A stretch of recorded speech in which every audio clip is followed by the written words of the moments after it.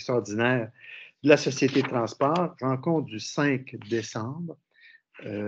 Il est 10h25, excusez le petit délai. Donc, on irait de l'avant avec l'ouverture de l'Assemblée. Parmi les membres présents en personne, il y a Catherine Boileau et les gens à distance, Laure Letarte-Lavoie, Mme Dany Grondin, Mme Joanie Belrose, Mme Geneviève Laroche, M.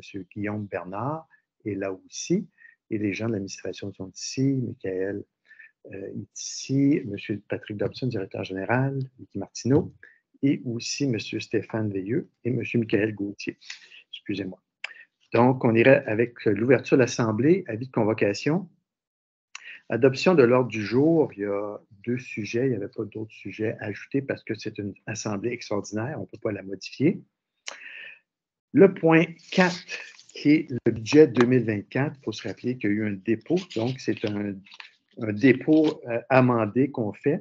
Et dans les grands enjeux qui ont été discutés au point de vue de tarification, celle-ci a été expliquée par la vice-présidente lors du dernier conseil d'administration, Mme Geneviève Larose.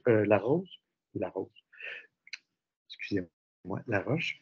Et on parle d'une augmentation de 2,1 % au point de vue de tarif approximatif sur l'ensemble de la tarification. Au point de vue des revenus, on estime les revenus totaux de la Société de transport pour l'année 2024 à 51 199 000 $, une augmentation de 5,7 %, qui sont déclinés au point de vue des revenus autonomes, c'est 27 % de nos revenus. On parle de 12,3 millions de $, soit une croissance des revenus de 10 % pour l'année 2024 versus 2023. Au point de vue transport adapté, un budget total de 863 300, une hausse de 29,6 %.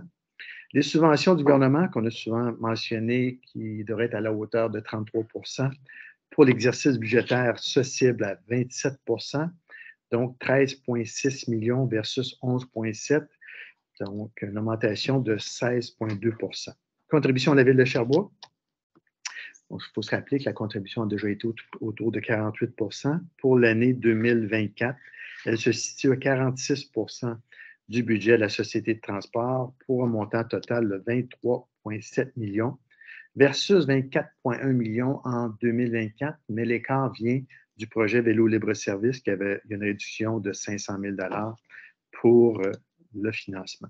Ça fait partie des enjeux significatifs dans le budget. Il sera disponible sur le site web de la Société de transport dans les prochains jours ou peut-être la semaine prochaine. Point 5, acquisition d'autobus urbains. Madame Boileau, peut-être faire la présentation, s'il vous plaît. J'allume tout. Toi, t'éteins.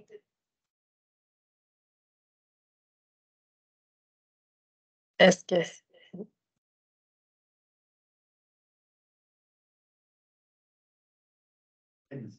C'est bon? Ah, fait que j'enlève comme ça, c'est bon? OK. Bon, ben en fait, avec les annonces qu'on a fait dans les derniers mois pour les ajouts de services, pour donc les heures prolongées, des choses comme ça, on manque d'autobus. Puis malheureusement, pour le service de transport de Longueuil, eux, ils diminuent leur service. Donc, ils ont des autobus à vendre. Nous, on va leur acheter 11 autobus, donc 10 pour justement le transport, l'ajout de service, puis un 11e pour les pièces. Donc, voilà. Économie circulaire. Et...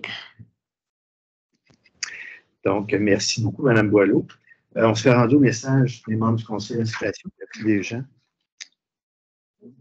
C'est ouvert. Y a-t-il des gens qui ont un message? Non.